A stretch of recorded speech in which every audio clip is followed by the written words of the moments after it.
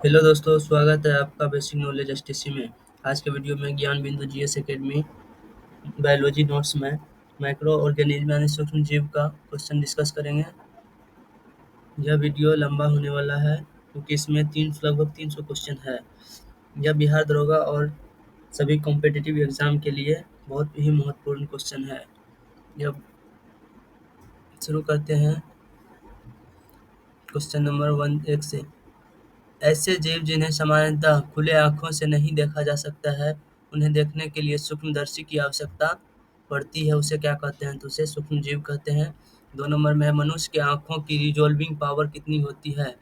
तो इसका आंसर हो जाएगा 100 माइक्रो यानी 0.1 भी कहते हैं इसको।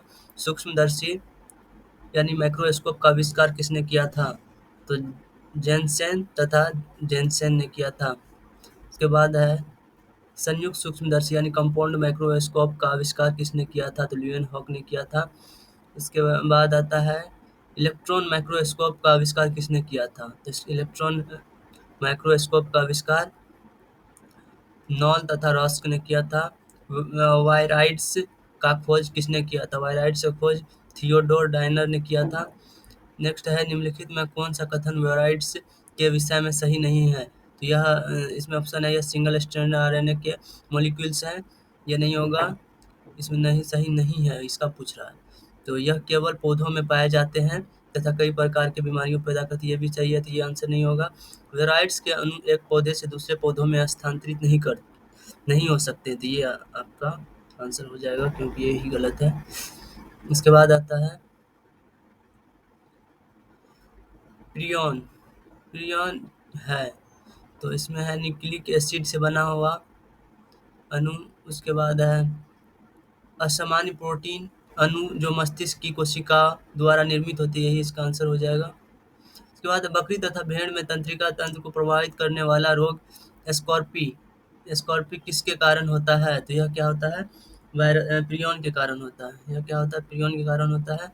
उसके बाद आता है 10 में, मनुष्य के क्रोयूसल्फेट याकोब बीमारी किसके कारण, यहाँ किसने लिख दिया, यहाँ किसके कारण होता है? तो प्रियॉन के कारण होता है।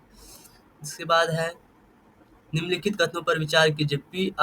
पीसी प्रियॉन रोग उत्पन्न नहीं करते हैं, तो ये क्या होगा? ये भी प्रियॉन नहीं करते हैं, उत्पन्न नहीं करते हैं, ये सही है। पीएससी प्रियॉन रोग उत्पन्न करने के योग्य हो जाते हैं, ये भी सही है। तो इसका आंसर हो जाएगा आपका सी। उसके बाद है असामान्य प्रोटीन अणु प्रियॉन कितने एमिनो अम्ल के बने होते हैं? तो यह जो है 254 एमिनो अम्ल के बने होते हैं। इसके बाद है गाय बैल में होने वाला मैड काऊ बीमारी या बीएसई का कारण है। तो इसका ऑप्शन है प्रियॉन, बी में जीवाणु, सी में प्रोटोजोआ, डी में है विषाणु। तो इसका आंसर हो जाएगा आपको प्रियॉन। उसके बाद आता है सूक्ष्म जीवों की खोज सर्वप्रथम किसने किया था? तो सूक्ष्म जीवों की खोज सर्वप्रथम ल्यूएनहॉक ने किया था।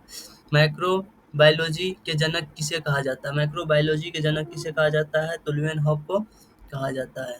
निम्नलिखित कथनों पर विचार कीजिए। तो सूक्ष्म इसमें है सूक्ष्म जीवों की श्रेणी में सभी एक कोशिकीय सजीव को रखा गया है, ये क्या है? सही है।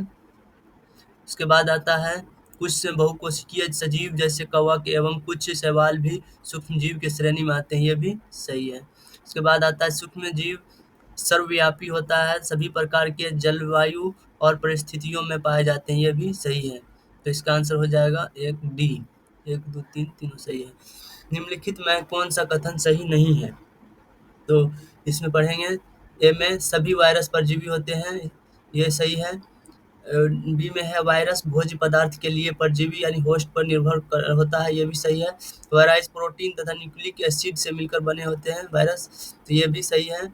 इसके बाद है वायरस में श्वसन क्रिया होती है, बिल्कुल गलत है क्योंकि वायरस में श्वसन क्रिया नहीं होती है।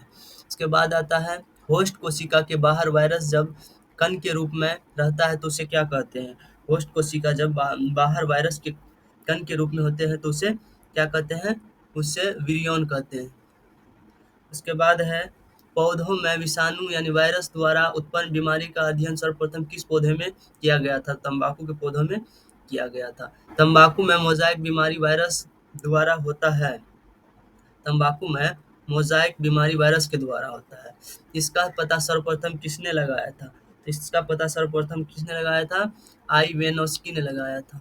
उसके बाद है सर्वप्रथम रोगी। सर्वप्रथम रोगी पौधों में वायरस को रवेदार रूप में क्रिस्टलाइन फॉर्म में प्राप्त करने वाला वैज्ञानिक था। तो इसका आंसर हो जाएगा आपको स्टेनले ने। इसके बाद है वायरस। यह प्रोकैरियोटिक जीव है। उसके बाद है यह यूकेरियोटिक जीव है। ना तो प्रोकैरियोट ना ही यूकेरियोटिक, तो यही इसका आंसर हो जाएगा। ना ही प्रोकैरियोटिक है ना ही यूकेरियोटिक है। इसका यह जो नेक्स्ट है, निम्नलिखित कथनों पर विचार कीजिए। तो इसमें है वायरस में श्वसन नहीं होता, ये सही है। पीछे भी देखें हम लोग। वायरस केवल जीवित कोशिकाओं में ही जनन कर सकते हैं, ये भी सही है। उपयुक्त में इसका आंसर हो जाएगा सीधा सी। टोबैको मोज़ाइक वायरस में न्यूक्लिक एसिड होता है। टोबैको मोज़ाइक वायरस में क्या होता है? न्यूक्लिक एसिड होता है। कौन सा न्यूक्लिक एसिड होता है? तो इसमें आंसर हो जाएगा आरएनए। निम्नलिखित में कौन सी बीमारी वायरस द्वारा नहीं होती है? कौन सी बीमारी वायरस द्वारा नहीं होती है? तो इसका आंसर हो जाएगा आपको डिप्थेरिया। डिप्थेरिया क्या होता है? बैक्टीरिया से होता है यह वायरस। बाकी चेचक भी वायरस से होता है। इन्फ्लुएंजा भी वायरस से, हर्पिस वायरस से। सिर्फ क्या होता है? डिप्थेरिया जो है बैक्टीरिया से होने वाला बीमारी है। उसके बाद है सर्वप्रथम विषाणु की खोज किसके द्वारा किया गया था? सर्वप्रथम विषाणु की खोज किया गया था इवानोवस्की के द्वारा। उसके बाद आता है विषाणु माने जाते हैं निर्जीव, सजीव, सजीव और निर्जीव के बीच का ट्रांजिशनल ग्रुप। तो इसका आंसर हो जाएगा यही। न ही इसको सजीव माना जाता है, न ही निर्जीव माना जाता है। इसको सजीव और निर्जीव के बीच का कड़ी भी कहते हैं। इसके बाद आता है 28 में HIV human immuno deficiency virus द्वारा होने वाला रोग कौन सा है? एड्स है। इसको एड्स का कारण क्या है? T4 लिम्फोसाइट की कमी, यही इसका कारण है। उसके बाद आता है एड्स फैलता है हाथ मिलाने से। हाथ मिलाने से नहीं फैलता है। कीटों से, ये इससे भी नहीं होता है। स्वास्थ्य संपर्क से, इससे भी। शारीरिक संपर्क से, शारीरिक संपर्क से होता है। और किस करने से भी एड्स नहीं फैलता है। उसके बाद है 31 में एड्स देने वाले वायरस की पहचान किस वर्ष हुई थी? तो एड्स देने वाले वायरस की पहचान 1981 में हुई थी। इसका आंसर हो जाएगा बी। उसके बाद आता है एलिसा जांच किस रोग की पहचान करती है? तो यह जो है एड्स की पहचान करती है। HAART highly active antiretroviral therapy. CART combination antiretroviral therapy. उसके बाद आता है ART एंटीरेट्रोवायरल थेरेपी का संबंध किसर, यहाँ किसर नहीं होगा, यहाँ पे होगा किससे संबंधित है? किससे संबंधित है? तो यह जो है एड्स से संबंधित है। उसके बाद आता है राष्ट्रीय एड्स नियंत्रण संगठन या national AIDS control organisation NACO की स्थापना कब हुई? तो यह जो है 1992 में हुई। उसके बाद आता है भारत सरकार द्वारा राष्ट्रीय एड्स नियंत्रण कार्यक्रम की शुरुआत किस वर्ष की गई थी? यह जो है किस वर्ष की गई थी? 1992 में ही की गई थी। उसके बाद आता है निम्नलिखित में कौन वायरस से फैलने वाली बीमारी है जिसकी पहचान मादा एडिस इजिप्टी मच्छर है? मादा एडिस इजिप्टी मच्छर है। तो इसका जो आंसर हो जाएगा आपको डेंगू है, पिज्जोर है यानी येलो फीवर है। उसके बाद चिकनगुनिया है, चिकनगुनिया, इनमें से सभी हो जाएगा। उसके बाद आता है जापानी इंसेफेलाइटिस एक प्रकार का जीवाणु जनित रोग है, विषाणु जनित रोग है, सॉरी, विषाणु जनित रोग है। उसके बाद है जापानी एन्सेफेलाइटिस रोग के संबंध में निम्नलिखित में कौन सा कथन सही है? इसमें सही पूछ रहा है। इसका ऑप्शन है यह एक विषाणु जनित रोग है, बिल्कुल सही है। यह रोग क्यूलेक्स प्रजाति के मच्छरों के द्वारा, ये भी सही है। यह रोग सुअरों के माध्यम से फैलता है, ये भी सही है। तो इनमें से सभी हो जाएगा सही। निम्नलिखित में क्वेश्चन है, निम्नलिखित में किसमें कोई एंजाइम नहीं होता है? तो यह हो जाएगा आपको विषाणु में किसी भी तरह का एंजाइम नहीं होता है। विषाणु वृद्धि कर सकता है, तो विषाणु जो है केवल जीवित कोशिका में वृद्धि कर सकता है। नेक्स्ट है आपका, विषाणु निर्जीव माने जाते हैं क्योंकि यह क्रिस्टलाइज हो सकते हैं, इनमें शोषण नहीं होता है, कोई कोशिका के बाहर इसमें उपापचय क्रिया नहीं होती है। इसमें सभी, इनमें से सभी हो जाएगा इसका आंसर। क्वेश्चन है, विषाणु सजीव माने जाते हैं क्योंकि इसका आकार और संरचना भिन्न-भिन्न होता है, ये सही है। यह जन्म कर सकता है, ये भी है सही। इनमें उत्परिवर्तन की क्षमता होती है, इनमें से सभी हो जाएगा सही।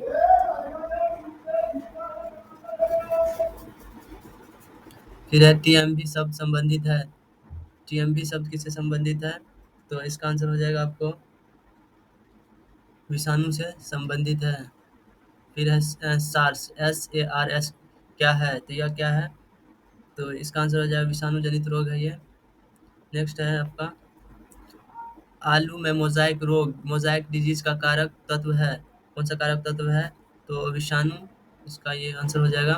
निम्नलिखित में किस रोग का कारण वायरस है? निम्नलिखित में किस रोग का कारण वायरस है? तो आलू का लीफ रोल, ये भी होगा। भिंडी का पित्तशिरा, मोज़ाइक, टमाटर का लीफ कर्ल, इनमें से सभी इसका आंसर हो जाएगा। विषाणु क्या होता है? विषाणु क्या होता है? तो यह जो है न्यूक्लिक एसिड और प्रोटीन होता है। वायरस की संरचना और में प्रोटीन का खोल जो न्यूक्लिक एसिड से के चारों ओर रहता है, उसे क्या कहते हैं? उसे कैप्सिड कहते हैं। नेक्स्ट है आपका, निम्न जंतुओं में होने वाले फुट एंड माउथ रोग किसके कारण उत्पन्न होता है? तो यह विषाणु के कारण उत्पन्न होता है। फिर है, मुर्गियों को होने वाला एक भयंकर संक्रामक रोग रानीखेत का कारण कौन से सूक्ष्म जीव है? तो ये हो जाएगा आपको रानीखेत के कारण, रानी हाँ, रानीखेत के कारण कौन से सूक्ष्मजीव है? तो इसका आंसर हो जाएगा विषाणु। नेक्स्ट आपका, मुर्गियों में को होने वाला है यानी फ्लू कुलेरा का कारण होता है, इसका भी आंसर जीवाणु होगा। नेक्स्ट आपका, निम्नलिखित में कौन विषाणु जनित बीमारी है? निम्नलिखित में कौन विषाणु जनित बीमारी है? ये हो जाएगी आपको विषाणु जनित बीमारी, छोटी मात्रा, चेचक, खसरा, इनमें से सभी हो जाएगा आंसर। फिर है, कुत्ते के काटने से जिस विषाणु के द्वारा घात रोग उत्पन्न होता है कहलाता है, वह क्या कहलाता है? हाइड्रोफीबिया कहलाता है। फिर है, चेचक के टीके का विकास किसने किया था? तो चेचक के टीके का विकास एडवर्ड जेनर ने किया था। फिर विषाणु क्या है? विषाणु अकोशिकीय नॉन सेलुलर है। फिर है, किस रोग का भारत में पूरी तरह उन्मूलन कर दिया है? तो चेचक का उन्मूलन कर दिया है। नेक्स्ट है, रेबीज क्या है? रेबीज क्या है? यह जो है विषाणु जनित रोग है। नेक्स्ट है आपका, निम्नलिखित में किस रोग में गर्दन के पेशियों पर नियंत्रण समाप्त हो जाता है, जिससे रोगी पानी पीने में असमर्थ हो जाते हैं तथा पानी को देखकर डरने लगते हैं? तो यह रेबीज हो जाएगा इसका आंसर। नेक्स्ट है आपका, हाइड्रोफोबिया रोग उत्पन्न होती है विषाणु से ही, फोबिया रोग उत्पन्न होती है। एवियन इन्फ्लुएंजा बर्ड फ्लू विषाणु को निम्नलिखित से निरूपित किया जाता है, तो H5N1 से। स्वाइन फ्लू विषाणु को जनित निम्नलिखित से निरूपित किया जाता है, तो H1N1 से। नेक्स्ट है आपका, ओसेल्टा मीवीर नामक औषधि उपयोगी है, तो यह स्वाइन फ्लू के उपचार में उपयोगी है। फिर है आपका,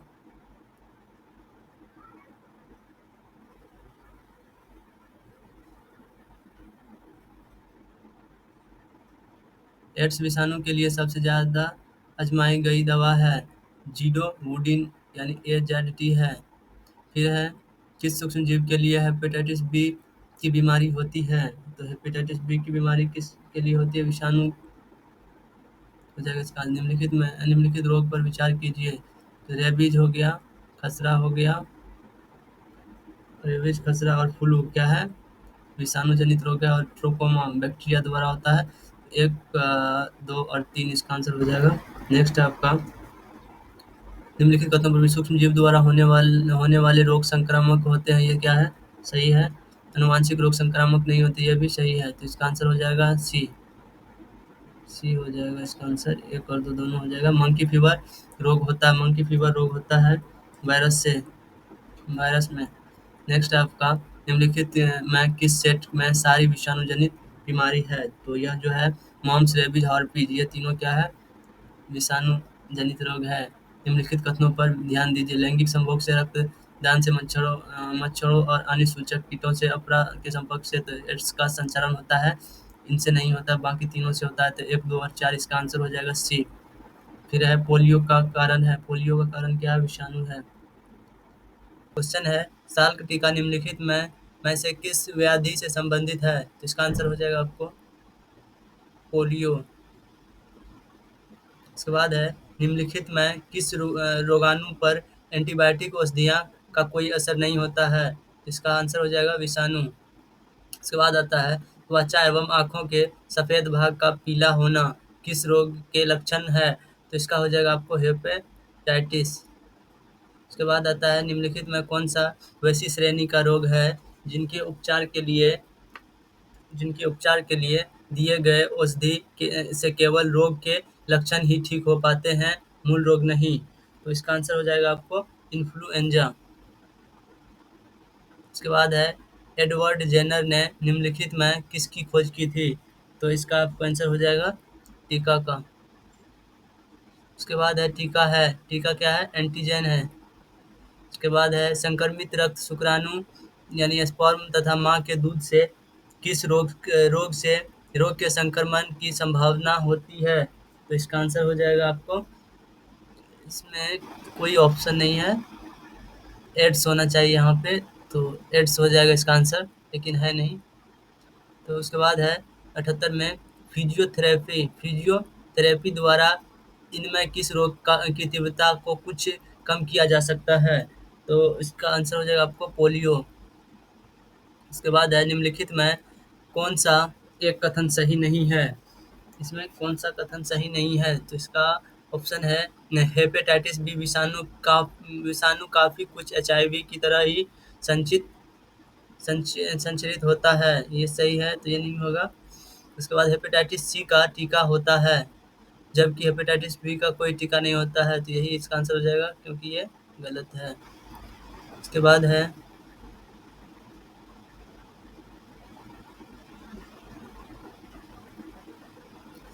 निम्नलिखित रोगों में कौन सा टाइगर मच्छरों द्वारा संचरित नहीं होता है? तो आपको इसका आंसर हो जाएगा जापानी एन्सेफेलाइटिस। टाइगर मच्छर एडिस एडिस को ही टाइगर मच्छर कहते हैं। इसके बाद चेचक यानी स्मॉल पॉक्स होने का कारण है, इसका कौन सा है? वेरिओला वायरस के द्वारा होता है चेचक रोग। उसके बाद है, निम्नलिखित में कौन सा विकल्प सही नहीं है? तो इसमें है रूबियोला वायरस खसरा, ठीक है ये। वेरिओला वायरस चेचक, ये भी ठीक है। वेरिसेला वायरस छोटी मात्रा, ये भी सही है। तो मिक्सो वायरस ये गलत है, प्लेग दिया हुआ है यहाँ पे, इन्फ्लुएंजा होना चाहिए, इन्फ्लुएंजा। ये आंसर हो जाएगा आपका। पीलिया यानी जॉन्डिस का हेपेटाइटिस रोग में शरीर के कौन सा अंग प्रभावित होते हैं? इसका आंसर हो जाएगा बी। उसके बाद है, निम्नलिखित कथनों पर विचार कीजिए। एक में है हेपेटाइटिस ए का संक्रमण रुधिर, लार आदि होता है, ये क्या होगा? गलत है यह ऑप्शन। इसके बाद हेपेटाइटिस बी का संक्रमण भोजन या पानी द्वारा होता है, ये भी गलत है। इसका ना तो एक होगा ना ही दो होगा। इसके बाद आता है, निम्नलिखित के चेचक के प्रति टीकाकरण में समावेश किया जाता है। तो इसका हो जाएगा आपको जीवित प्रतिरक्षियों का। इसके बाद सुअरों का मानव रिहायशी क्षेत्रों में दूर रखना किस रोग के उन्मूलन में सहायक है? तो इसका आंसर हो जाएगा आपको जापानी एन्सेफेलाइटिस। उसके बाद आता है, रेबीज के वायरस में संक्रमित कुत्ते किस प्रकार के व्यवहार दर्शाते हैं? ए में है, कुत्ते अत्यंत क्रोधित एवं उग्र हो जाते हैं, ये सही है। उसके बाद है बी में है कुत्ता सुस्त एवं मौन होकर किसी एकांत स्थल पर बैठ जाते हैं, ये दोनों सही है, तो इसका आंसर हो जाएगा ए बी दोनों। उसके बाद है घात रोग, घात करो और छिप जाओ नाम से व्याख्यात विषाणु कौन है, तो ये हो जाएगा आपको आरएसवी विषाणु, तो यही इसका आंसर हो जाएगा। उसके बाद आता है डेंगू बुखार में मानव में किसकी कमी हो जाती है, तो प्लेटलेट्स की कमी हो जाती है डेंगू बुखार में। उसके बाद है जिस जीका वायरस मनुष्य में किस मच्छर के द्वारा संचरित होता है, तो इसका हो जाएगा एडिस मच्छर के द्वारा संचरित होता है। 91 में है जीका वायरस मनुष्य के किस भाग को प्रभावित करता है, तंत्रिका तंत्र को प्रभावित करता है। इसके बाद है इबोला शब्द से आप क्या समझते हैं, तो पश्चिमी अफ्रीका में एक विषाणु रोग प्रकोप, यही इसका आंसर हो जाएगा। उसके बाद आता है बैक्टीरियोफाज, बैक्टीरियोफाज है यह क्या है, बैक्टीरियोफाज एक विषाणु है, बैक्टीरियोफाज में पाया जाता है, तो इसमें पाया जाता है डीएनए और प्रोटीन पाया जाता है। इसके बाद है युवा व्यक्ति में एचआईवी एड्स होने की आशंका निम्नलिखित लक्षणों में किस एक से अधिकांश तथा संबंध होती है, एक से अधिकांश तथा संबंध होती है, तो ये क्या होगा इसका आंसर, तीव्र दीर्घ स्थायी शिरोवेदना, शिरोवेदना मतलब होता है बॉडी में दर्द, कमजोरी की वजह से दर्द होता है, इसी को शिरोवेदना कहते हैं। उसके बाद है किस रोग के लिए स्वास्थ्य एवं परिवार कल्याण मंत्रालय द्वारा टेस्ट एंड ट्रीट नीति प्रारंभ की, तो इसका हो जाएगा एचआईवी। इसके बाद है एड्स मानव प्रतिरक्षहीनता विषाणु एचआईवी के द्वारा होती है, जो है रिट्रो विषाणु है, जो है रिट्रो विषाणु है। उसके बाद निम्नलिखित में से किस व्यक्ति ने पोलियो का टीका विकसित किया, तो ये हो जाएगा आपको जोनास एडवर्ड साल्क ने। इसके बाद है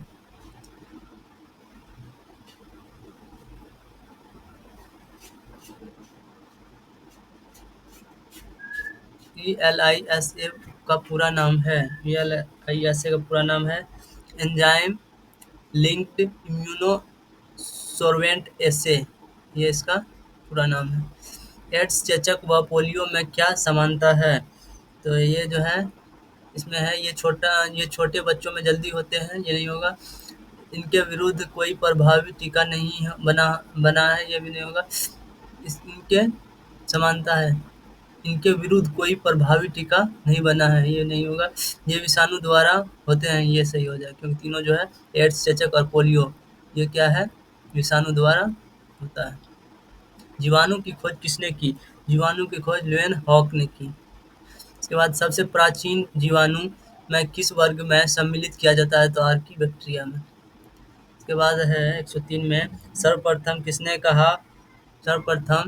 कहा मत व्यक्त किया कि जीवाणुओं से रोग फैलता है, जीवाणुओं से रोग फैलता है, लुई पाश्चर तथा कोच ने कहा। इसके बाद जीवाणु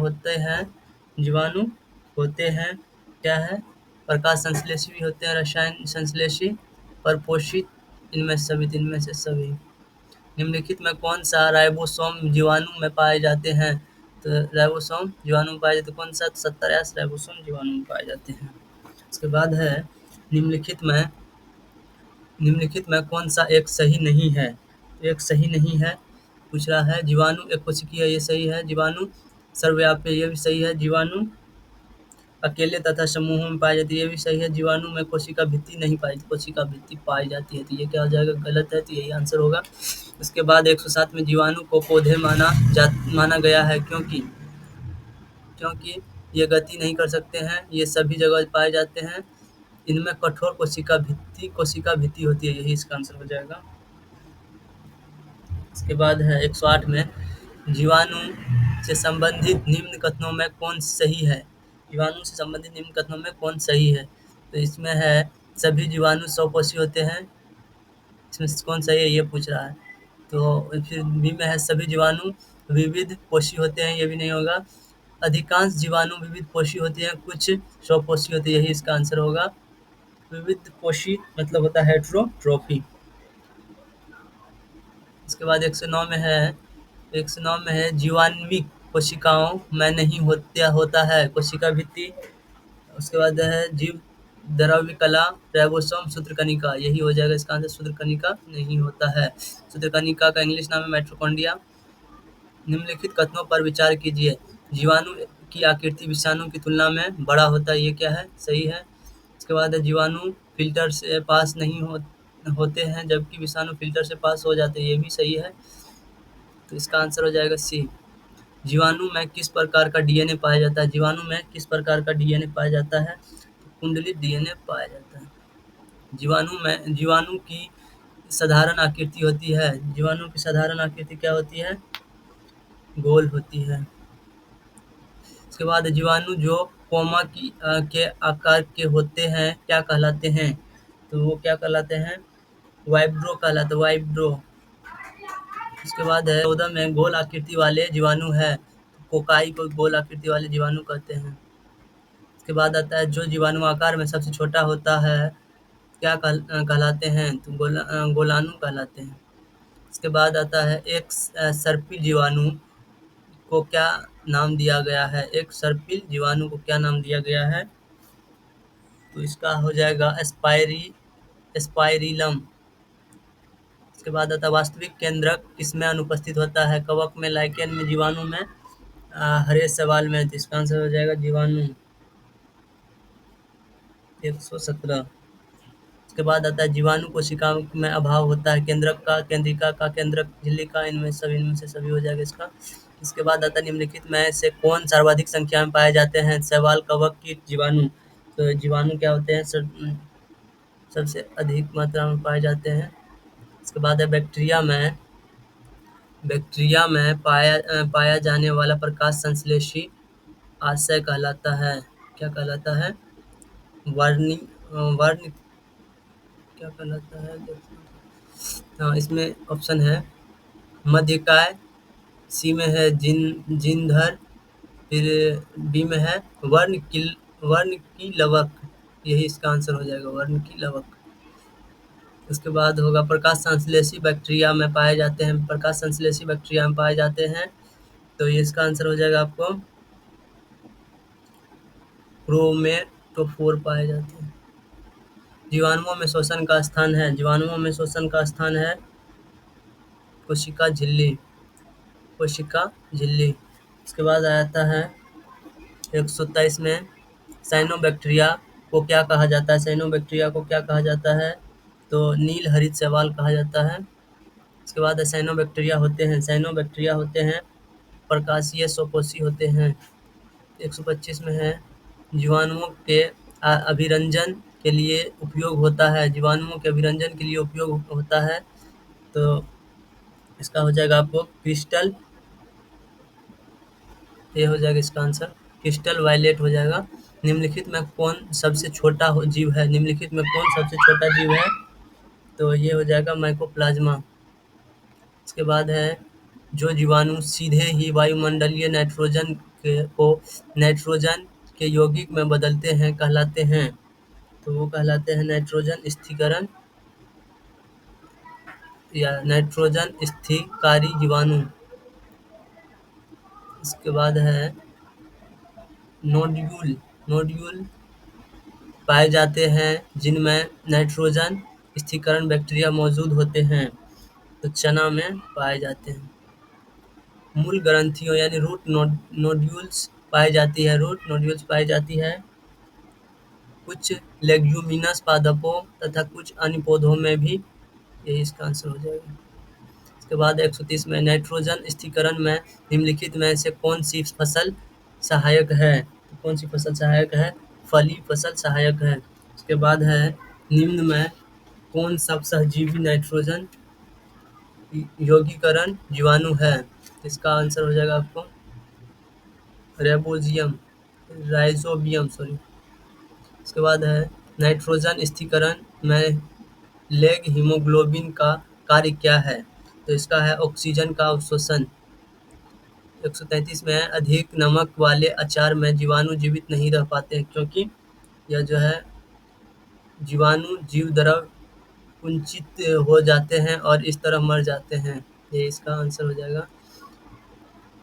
परसीवन परसीवन खाद्य परिरक्षण में मदद करता है। ए में है जीवाणुओं को मार देता है। बी में है एंजाइम क्रिया को नष्ट कर। सी में है खाद्य पदार्थ को बर्फ की परत से ढककर। डी में है जैव रासायनिक अभिक्रिया की दर को कम कर। यही इसका डी हो जाएगा आंसर। इसके बाद जीवाणुओं को पौधा माना गया है क्योंकि ये गति नहीं कर सकते हैं, इनमें कठोर कोशिका भित्ति पाई थी। यही इसका आंसर हो जाएगा, पीछे भी था। इसके बाद है 136 में बैक्टीरिया में पाए जाने वाले छोटे छोटे बालों यानी हैरी के समान की संरचना कहलाती है। ये हो जाएगा पिलाई या फिम्बरी। इसके बाद है हेटेरोसिस्ट पाए जाते हैं, हेटेरोसिस्ट पाए जाते हैं साइनोबैक्टीरिया में। निम्नलिखित में कौन सा जीव पीपीएलओ कहलाता है? पीपीएलओ कौन कहलाता है? माइकोप्लाज्मा कहलाता है। 139 में है ग्राम पॉजिटिव तथा ग्राम निगेटिव बैक्टीरिया में अंतर है होता है उनके कोशिका भित्ति के कारण। यही इसका आंसर हो जाएगा, उनकी कोशिका भित्ति के कारण। इसके बाद है रिकेटेसिस एक समूह है। रिकेटेसिस एक समूह है, बैक्टीरिया का समूह है। साइनोबैक्टीरिया तथा बैक्टीरिया में समान रूप से पाए जाते हैं। समान रूप से क्या पाए जाते हैं? न्यूक्लियोटाइड पाए जाते हैं। उसके बाद है मानव के आंत में कौन सा बैक्टीरिया पाया जाता है? मानव के आंत में कौन सा बैक्टीरिया पाया जाता है? तो इसका है कोरिनोबैक्टीरियम एसरिशिया कोलाई। यही इसका आंसर हो जाए, एसरिशिया कोलाई। यह जो लाभदायक बैक्टीरिया होता है भोजन की विषाक्तता उत्पन्न होती है। भोजन की विषाक्तता उत्पन्न होती है क्लोस्ट्रीडियम बोटुलिनम द्वारा। इसके बाद है 144 मृदा में धान की पैदावार बढ़ाने वाला मुख्य जीवी जीवाणु कौन सा है? तो कौन सा है? यह जो एनाबीना है। 145 में दही जमाने में निम्नलिखित में से किस सूक्ष्म जीव का प्रयोग किया जाता है? तो लैक्टोबैसिलस। इसके बाद आता है 146 में चाय की पत्तियों के क्यूरिंग में किसका उपयोग होता है? तो किसका उपयोग होता है? जीवाणु का उपयोग होता है। 147 में चाय की पत्तियों पर जीवाणुओं के क्रिया से विशेष सुगंध को उत्पन्न किया जाना कहलाता है। तो क्या कहलाता है? क्यूरिंग कहलाता है। इसके बाद है 148 में साइनोबैक्टीरिया का उपयोग जैव उर्वरक के रूप में किया जाता है। साइनोबैक्टीरिया का उपयोग जैव उर्वरक के रूप में किया जाता है गन्ना की खेती में, गेहूं की खेती, मक्का खेती में, धान की खेती में। धान की खेती हो जाएगा। 149 में है स्वतंत्र जीवी आयु अवायवीय नाइट्रोजन स्थिरीकरण होना चाहिए, स्थिरीकरण दे दिया है, जीवाणु है। तो इसका आंसर हो जाएगा आपको क्लोस्ट्रीडियम हो जाएगा, बी आंसर हो जाएगा। 150 में है निम्नलिखित में कौन सहजीवी स्थिरीकरण जीवाणु है? ये हो जाएगा आपको फ्रैंकिया। 151 में है जैव गैस के उत्पादन में प्रयुक्त होने वाली जीवाणु के समूह है। तो क्या हो जाएगा इसका? मीथेनोजेन। इसके बाद आता है वैसे जीवाणुओं के समूह जो फफूंदी के तंतुओं से जुड़कर जाल जैसी संरचना बनाते हैं कहलाते हैं, क्या कहलाते हैं? फलक्स कहलाते हैं।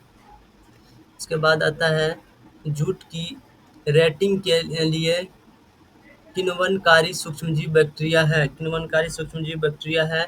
इसका आंसर हो जाएगा आपको क्लोस्ट्रीडियम एसिटोब्यूटाइलिकम। ये इसका आंसर हो जाएगा। उसके बाद है योगहर्ट बनाने में भाग लेने वाला बैक्टीरिया।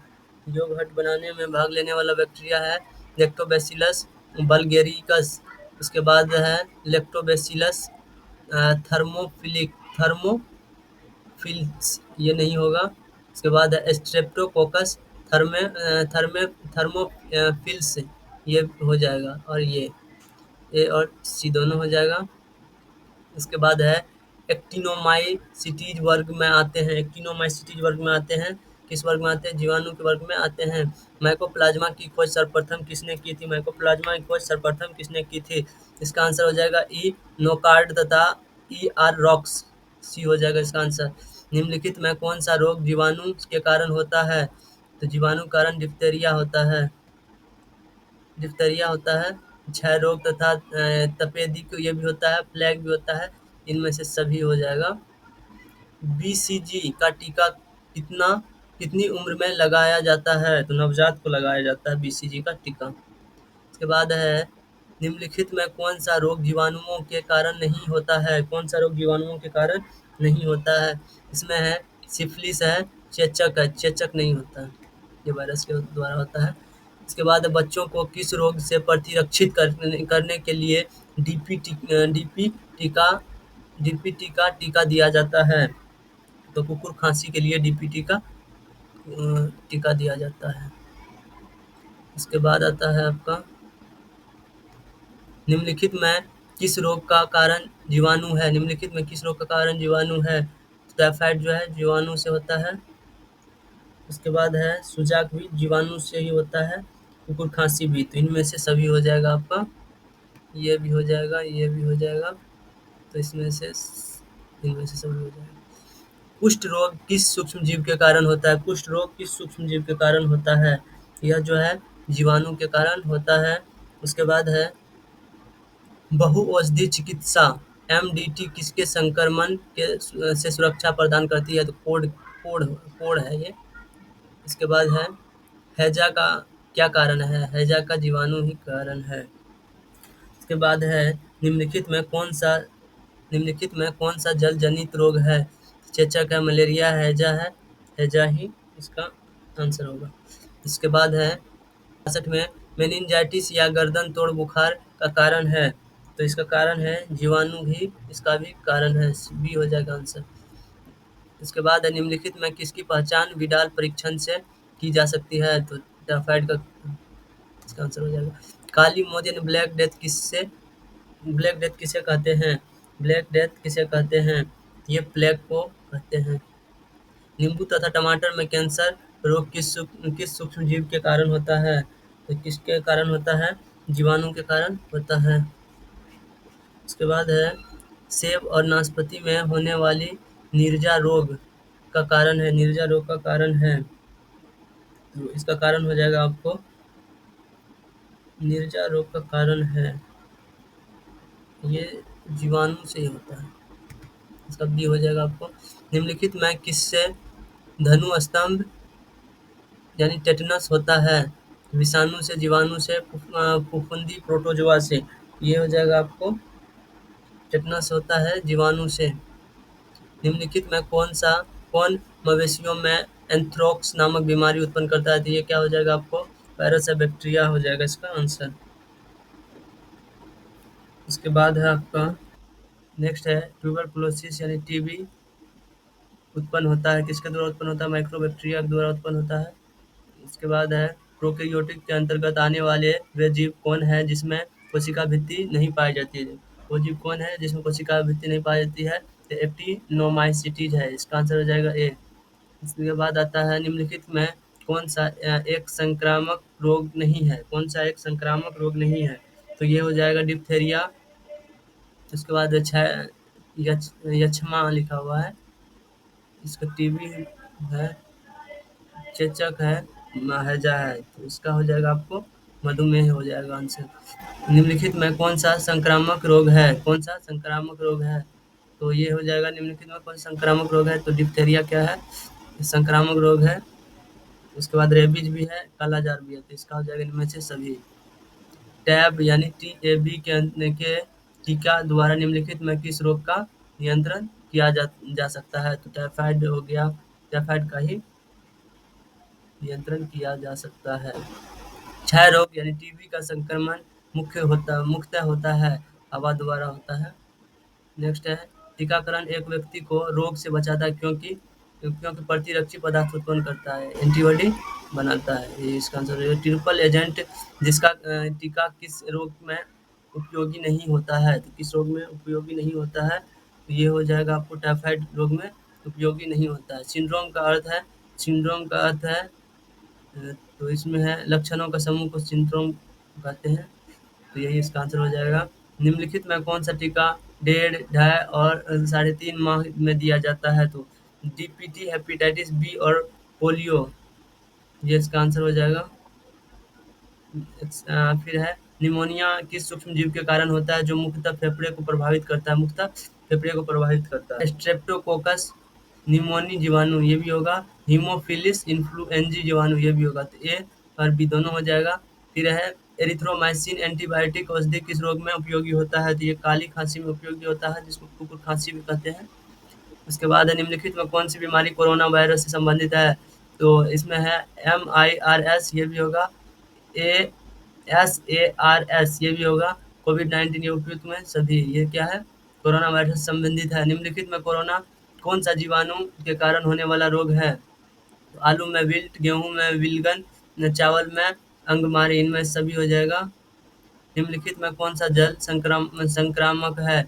ये टाइफाइड है और हेपेटाइटिस ए है, दोनों हो जाएगा इसका। तो सी हो जाएगा आंसर। टीका वैक्सीन क्या है? कृत्रिम सक्रिय उपार्जित प्रतिरक्षा है। उसके बाद है डिप्थेरिया का मुख्य लक्षण है, डिप्थेरिया का मुख्य लक्षण है गला घुटना। फिर है प्रतिजैविक एंटीबायोटिक अधिकांशतः प्राप्त होते हैं किससे होते हैं? जीवाणु से यानी बैक्टीरिया से होते हैं। पनीर में विशेषतः सुगंध आती है किसके द्वारा? जीवाणु के द्वारा। वाहित मल जल के द्वितीय उपचार में मुख्यतः किसकी आवश्यकता होती है? तो किसकी आवश्यकता होती है इसमें? किसकी आवश्यकता होती है? जीवाणु की आवश्यकता होती है। इसके क्वेश्चन है निम्नलिखित में कौन सा नाइट्रोजन स्थिरीकरण जीवाणु है? तो इसका आंसर बेसिलस थुरिनजेंसिस, ये इसका आंसर हो जाएगा। इसके बाद है योग हार्ट बनाने में भाग लेने वाला बैक्टीरिया है, योग हार्ट बनाने में भाग लेने वाला बैक्टीरिया है।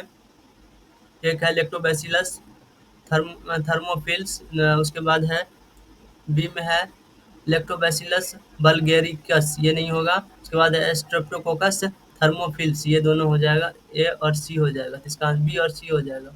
ये हो जाएगा, ये हो जाएगा, तो इसका आंसर हो जाएगा डी। उसके बाद है निफ जीन किस में पाया जाता है? तो निफ जीन किस में रहा है? वो राइजोबियम में पाया जाता है। फिर हरा प्रोटोजोआ के नाम से जाना जाता है, हरा प्रोटोजोआ के नाम से जाना जाता है किसको? यूग्लिना को जाना जाता है। उसके बाद है व्हिटेकर के 5 वर्गीकरण में यूग्लिना किस जगत में आते हैं? तो यह जो है यूग्लिना किस जगत में आते हैं? प्रोटिस्टा में आते हैं। नेक्स्ट है पौधों तथा जंतुओं के बीच योजक कड़ी, पौधों तथा जंतुओं के बीच योजक कड़ी यूग्लिना है। यूग्लिना का प्रचलन अंग, यूग्लिना का प्रचलन अंग क्या है? फ्लैजिला है। नेक्स्ट है यूग्लिना में फ्लैजिला की संख्या कितनी होती है? तो 2 होती है यूग्लिना में फ्लैजिला की संख्या। ऐसे सूक्ष्म जीव को क्या कहते हैं जिनमें जंतु तथा कवक दोनों वर्गों के लक्षण मौजूद होते हैं?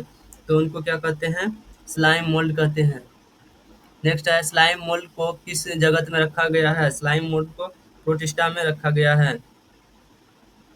नेक्स्ट है चप्पल की आकृति के जंतु है, चप्पल की आकृति के जंतु है पैरामीशियम, पैरामीशियम। नेक्स्ट है पैरामीशियम किस वर्ग के प्रोटोजोआ है? पैरामीशियम किस वर्ग के प्रोटोजोआ है? तो सिलिएटा के, सिलिएंटा के जीव हैं, वर्ग में आते हैं।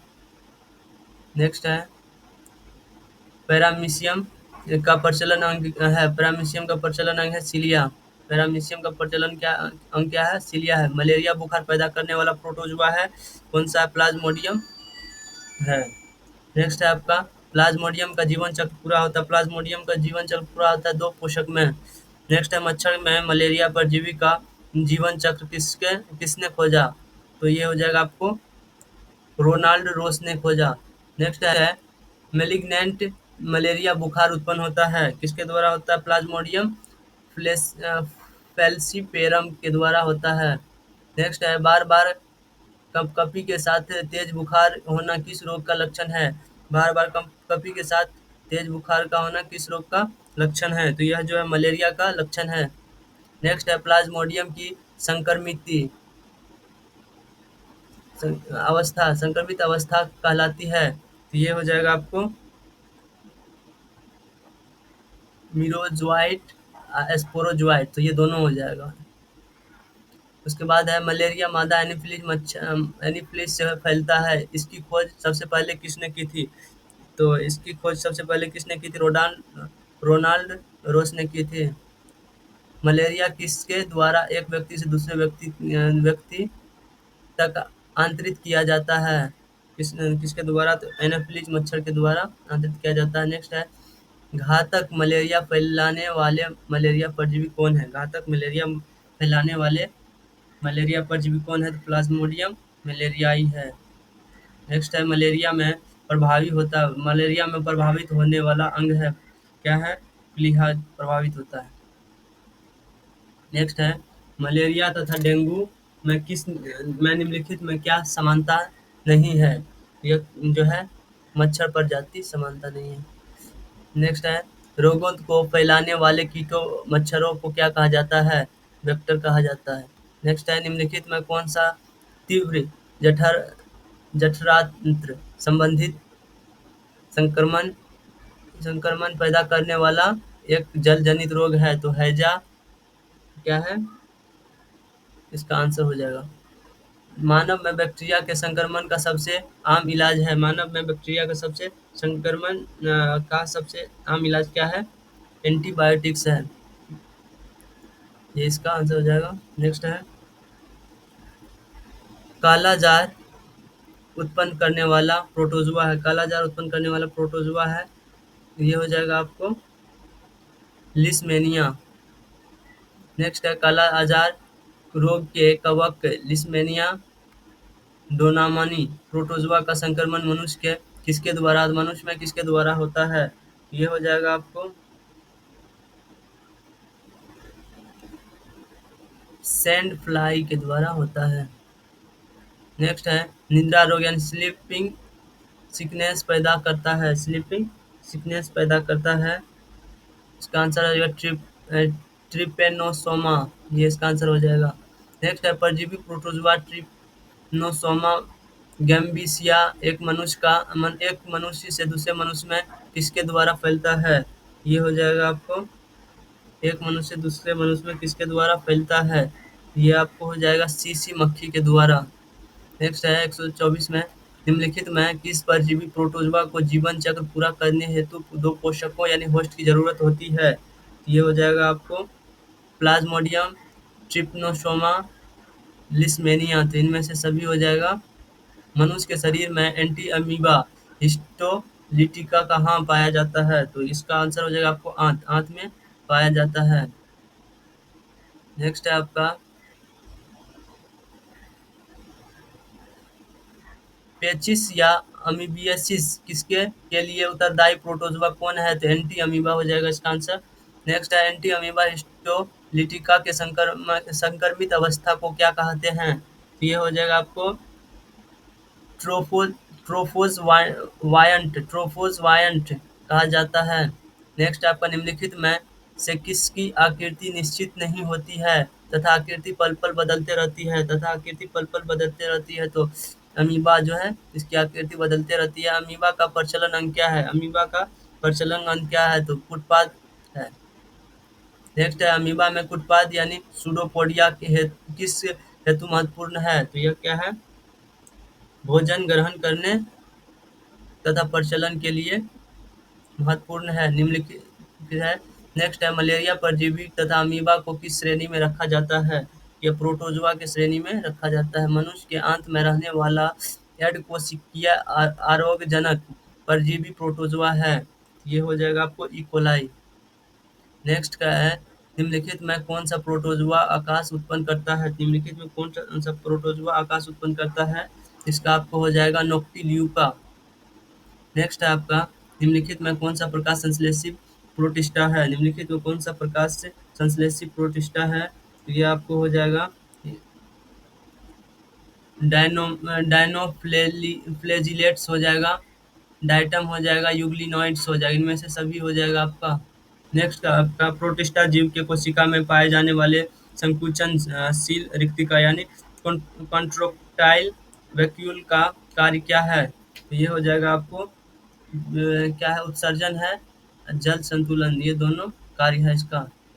फिर है आपका प्रकाश संश्लेषी प्रोटिस्टा डायटम का दूसरा नाम है। दूसरा नाम क्या है? Mould brown algae. इसके बाद आता है आपका सूची 1 को सूची 2 के साथ सुमेलित कर पुट की सहायता से उत्तर चुनिए। तो ये हो जाएगा आपका, इसको मिलाना है। ये एनाफिलीज हो गया मलेरिया, इससे मिल जाएगा। फिर हो गया क्यूलेक्स जो हो है इससे मिल जाएगा। फाइलेरिया से। फिर रेत मक्खी जो है, रेत मक्खी काला जार से मिलेगा। सीसी मक्खी जो बच गया नींद की बीमारी। इसका आंसर हो जाएगा आपको डी। फिर है वेसन टेस्ट परीक्षण किस रोग के पहचान हेतु किया जाता है? तो ये हो जाएगा आपका फ्लेग। टाइफाइड में कौन से अंग प्रभावित होता है? तो इसमें आंत प्रभावित होता है। नेक्स्ट है आपका सूक्ष्म एक कोशिकीय जीव जो पानी में पाए जाते हैं उन्हें क्या कहते हैं? तो उन्हें क्या कहते हैं? प्लैंकटन कहते हैं, प्लैंकटन कहते हैं।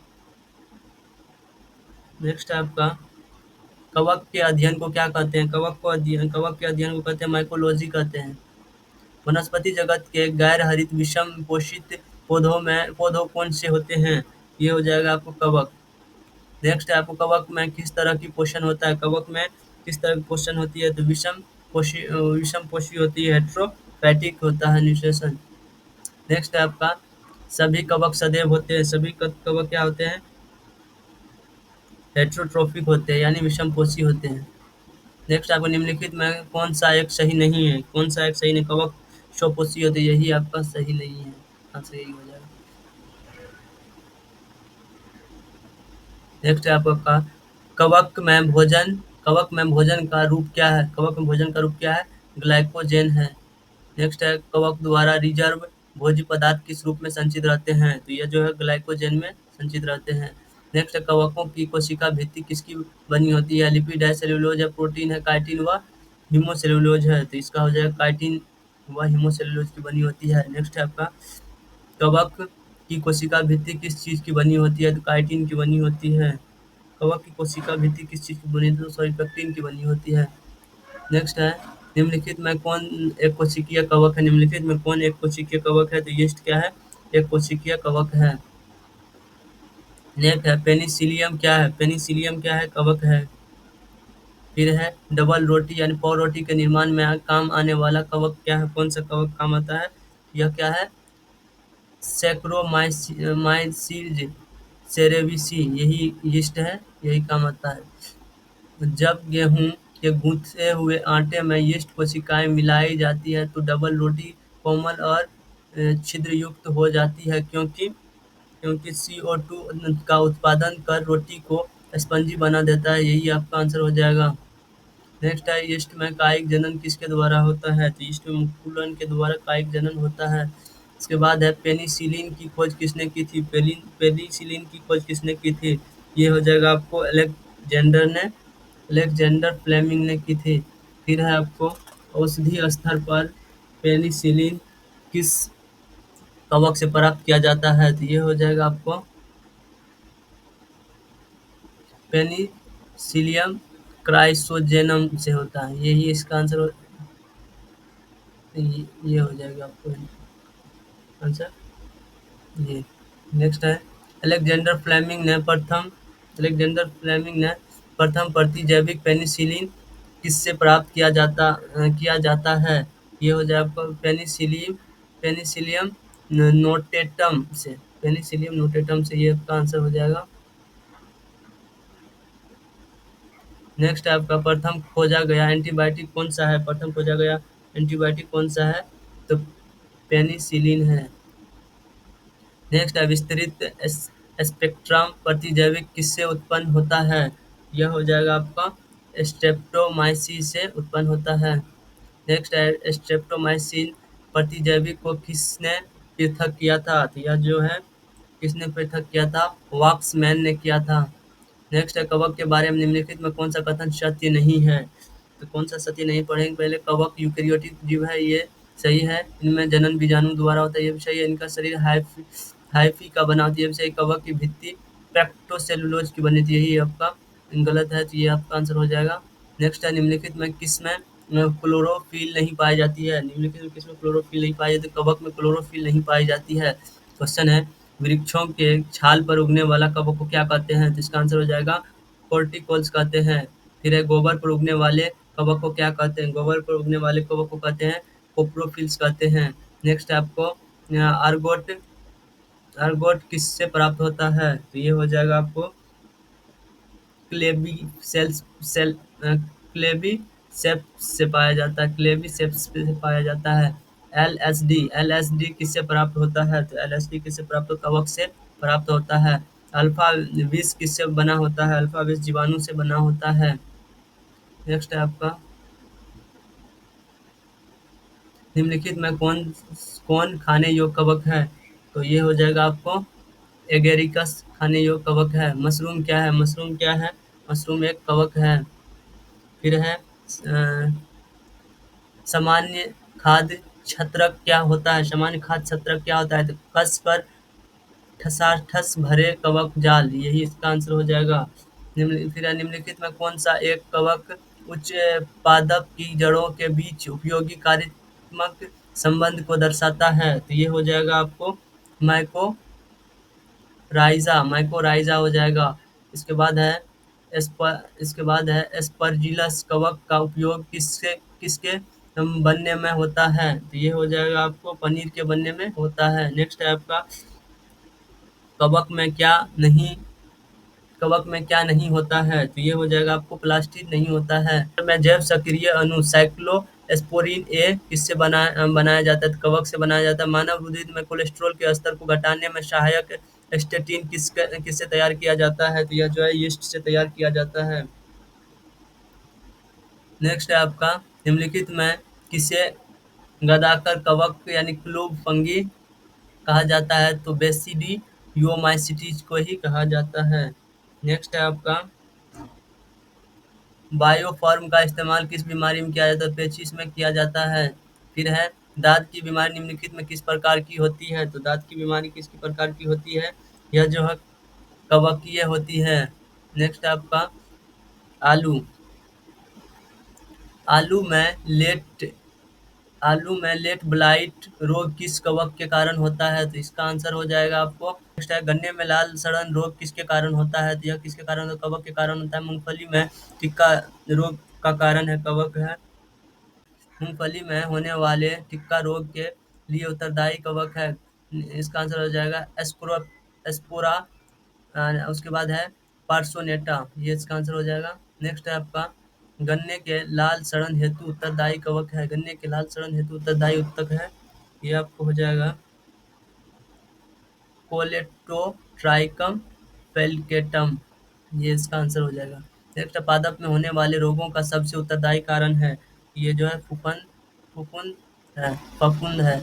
पौधे का अर्ध पतन रोग किसके कारण होता है, पौधे का अर्ध पतन रोग होता है पिथियम डिबेरियनम के द्वारा होता है। कैंसर शब्द ग्रीक के कार्सिनोमा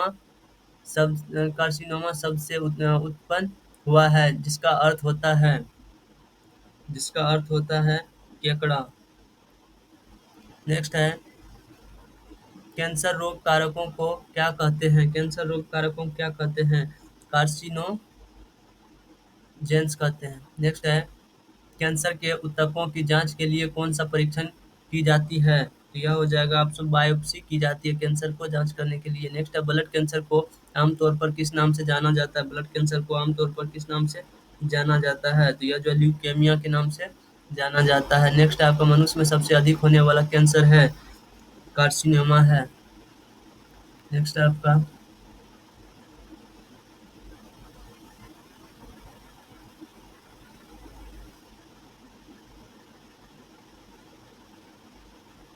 कैंसर किस कारण होता है, कैंसर किस कारण होता है, यह जो है ए में है जीवाणु द्वारा, एम बी में है अनकोन्जिन्स द्वारा, तो ये दोनों हो जाए, ए बी दोनों हो जाएगा। फिर है, कैंसर के इलाज के लिए निम्नलिखित में से कौन सा एक विधि प्रचलित नहीं है? कौन सा एक विधि प्रचलित नहीं है? ये हो जाएगा फिजियोथेरेपी प्रचलित नहीं है। किस समूह के एंटीबॉडी से एलर्जिक प्रतिक्रिया होती है? तो आईजीई हो गया, इम्यूनोग्लोबिन ई। फिर है आपका एलर्जी के दौरान बनने वाले प्रतिरक्षी यानी एंटीबॉडी है आईजीई, इम्यूनोग्लोबिन ई। आंसू लार माँ के दूध में कौन सा इम्यूनोग्लोबिन उपस्थित रहते हैं? तो इम्यूनोग्लोबिन ए उपस्थित रहते हैं। सबसे बड़े आकार का इम्यूनोग्लोबिन कौन सा है? तो सबसे बड़े आकार का है आईजीएम है।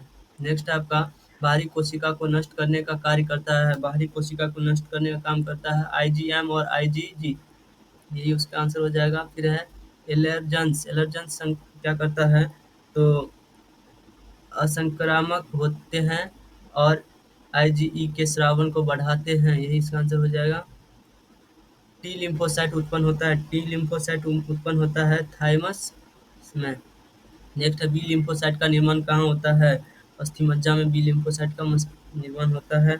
फिर है सबसे बड़ा जीवाणु है आपको, ये हो जाएगा थियो मार्गेरिटा नेमीबिएंसिस, ये इसका आंसर हो जाएगा। प्रोटोजोआ शब्द किसने दिया था? गोल्डफश ने दिया था, यही तक था।